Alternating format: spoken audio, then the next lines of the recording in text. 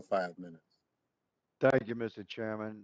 I'd like to thank the chairman and the ranking member for holding this hearing today to discuss worldwide threats to the homeland as we move beyond the 20th anniversary of 9/11. Americans watching this hearing today are are wondering why the focus of our narrative is not on the obvious threats as we look at the immediate future of our nation and the security of our homeland being the the threat of jihadist terror coming into our country due to the abhorrent failure in Afghanistan and the disintegration of our southern border. It, our national sovereignty is, has been lost at the southern border. We've been invaded.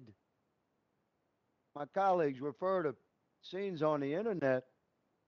You don't have to look very far to to see imagery that we none of us have ever seen in our lives. I'm 60 years old. I've never seen anything like this in America. And you know, we have witnesses before us. With all due respect, good Lord, step away from your talking points and let us share truth as Americans. After the Biden administration's disgraceful retreat from Afghanistan, the Pentagon is actively warning Congress of the increased likelihood of terrorist attacks on U.S. soil. That's a fact. Regardless, this committee's recent markup of the Democrats' $3.5 trillion reconciliation monstrosity bill didn't include a single dime for counterterrorism efforts, despite these warnings. And Republican amendments to attempt to correct that were voted down by party line vote by Democrats with the majority control. Further, during this time, the security crisis at our own southern border has gotten worse and worse. We didn't think it could get worse, but it has.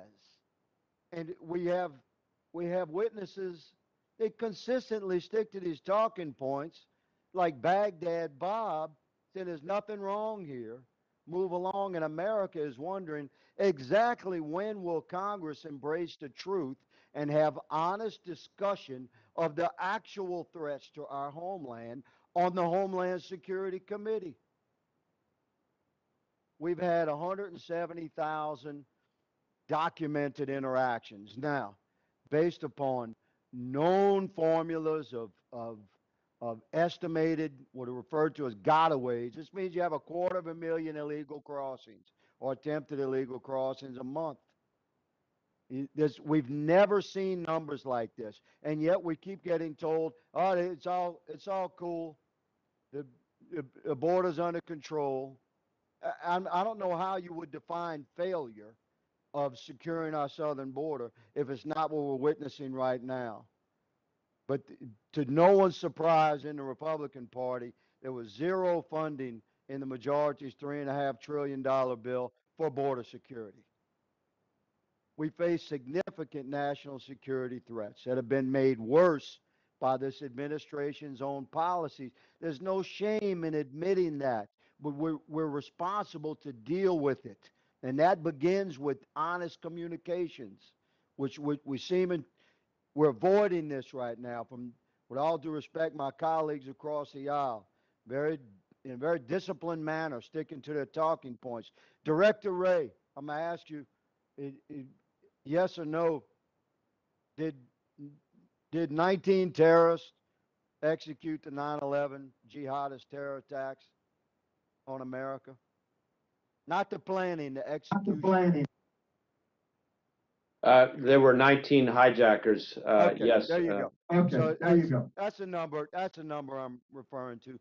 Now you won't tell us, although we're members of Congress, we have the very highest security clearance.